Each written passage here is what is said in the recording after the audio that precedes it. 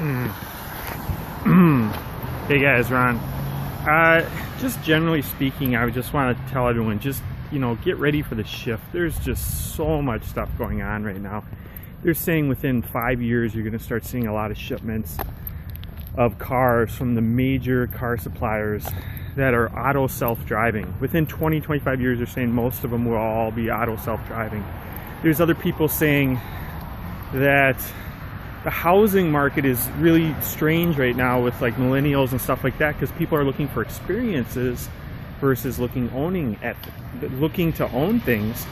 And they're also saying that a lot of them just aren't buying cars because they're just like, I'm using Uber for everything to get to where I need to. So we have sentient humans coming, we have self-aware robots coming. We just have we have people, I've been told a couple days ago, are going to Mars and not coming back. They're paying to go to Mars and not come back. We had Stephen Hawking say the other day that he's figured out that things don't go into the black hole. He's figured out something that totally goes against quantum physics, and he believes that it's just a 2D blueprint of our hologram universe. So just saying, if you kind of keep up and scan the headlines that I'm kind of reading on a daily basis, there's some major shifts going on. Hello from Paraguay. I don't even know exactly where that is, to be honest with you. Major shifts going on with technology in the world, and it's not even just the technology, it's how we operate within the cities. It's how we communicate with each other. It's in making decisions of whether we buy cars anymore, whether we buy houses anymore. Seth Godin has videos out there that says 50% of people won't even have jobs in like 10 years. I don't know what Mu Reho means, but so guys, I'm talking about stuff where we're seeing shifts where you should watch some videos from a few years ago called Shift Happens on YouTube. Those are kind of a little bit outdated now, but they put things in perspective as far as what percentage of the world is Asian, what percentage is Africa. I saw one the other day that said you could take like North America and Asia and a bunch of other, Shift Happens, you got it. There's a bunch of different versions, but it said you could take like the USA and like Asia and like all these countries and fit them inside of Africa. That's how big Africa is. But nobody, and then, oh, hi from Paris. Yeah, my brother just got married in Austria just a couple months ago, and he spent a lot of time over in that area. So I got to see a lot of cool pictures and stuff. So yeah, they just you just get when you start looking at the shift in the big picture of the world. How about, here's another shift. Thanks for all the hearts. Another shift is Facebook officially on Monday, a few days ago, just had 1 billion people on within 24 hours. We all know that, we don't all know, but they're up to 1.49, they say a million, a billion. They're up to 1.49 billion users. But if the users only use it once a month, that wouldn't be as big of a deal. But they have tracked now that 1 billion people came on within 24 hours. Okay. I was in some nice long talks with a friend yesterday, Steve, about copywriting and internet marketing, just all the stuff we've seen over the last couple decades. A couple of my other friends, and we're just realizing it's just like our eyes are so open to this whole, like, the data and like how exponentially fast everything's growing. And for people that have these brick and mortar businesses, or businesses that are big but they're built on old structures, I don't know if they're agile enough to keep up with how fast everything's moving, because the quote I kind of came up with yesterday is like, you can't outrun data.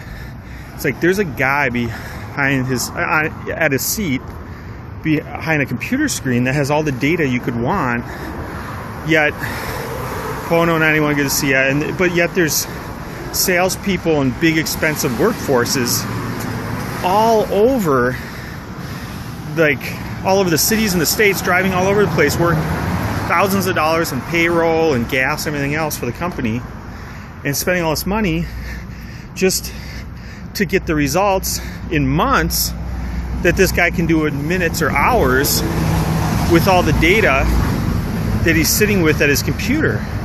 I think what it is people they haven't opened their eyes to the data. They don't know that data exists. They don't know how to utilize the data. And I'm here to tell you that even if you don't even fully know what you're doing with the data in the beginning, you're still so far ahead.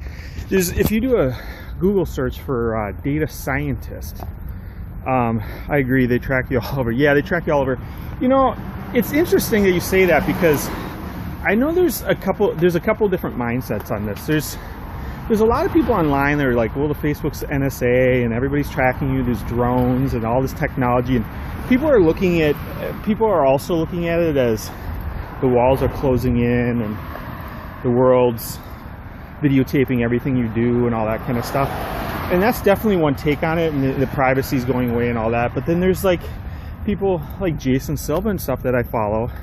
Yeah, gold rush, big data for sure. And if you can utilize it and sift through it fast enough, yeah, no, I know you don't mean it in a bad way. It's interesting because like I also feel like sometimes like we're all being videotaped, but it's like, I mean, you turn on Periscope and it's like people in the background are being videotaped. It's like, where does it begin and where does it end, you know? And it's just like, but it's like, it's if you follow people like Jason Silva and stuff, they think it's super exciting. I mean, he did a video yesterday where it's just like, technology is our skin. It's like, it's our external self. It was what to be. Oh, stop and show you the people around here. I am on 31st and Hennepin, and this is one block from Lake and Hennepin. And Hennepin would be considered, some would consider one of the most popular streets in all of Minneapolis, if you're not from Minnesota. And Lake and Hennepin is Minneapolis, yep. 31st and Hennepin, and this is about 3 miles from downtown. In this little part of the city, to kind of give you a perspective, is kind of like a little bit trendier. It's kind of a little bit more young fit crowd that likes to just get out and socialize and go to bars and like. Oh, okay. So you're from Minnesota, or I don't know if you mean Minnesota Sioux. You probably mean Minnesota Sioux. So, yeah. So we are near kind of downtown, but at the same time we have our own little area. Great. What part of Minnesota? So, yeah. So it's a cool little area over here, and yeah. So I just wanted to get you guys minds thinking, because sometimes I get caught up just talking to people about regular stuff like, oh, St. Michael. Okay, yeah, without going into a long St. Michael story, I store my car in St. Michael for much of the last 20 years almost. And my sister used to live out there. One of my best friends, they lived about a block or 2 houses away from each other in St. Michael. And I spent a little bit of time in Rogers, a lot of time in Maple Grove as well. So very familiar with St. Michael. I was, not to get into a long St. Michael thing here, but I used to go to St. Michael back in the day when there was no stoplights in town. Like, not a single stoplight anywhere. It was just a 4-way stop over near the Dairy Queen. But, okay guys, well, I'm going to do another one here in just a bit. I'm going to have some more great shifts coming up for you guys, and I'll catch you a little bit later.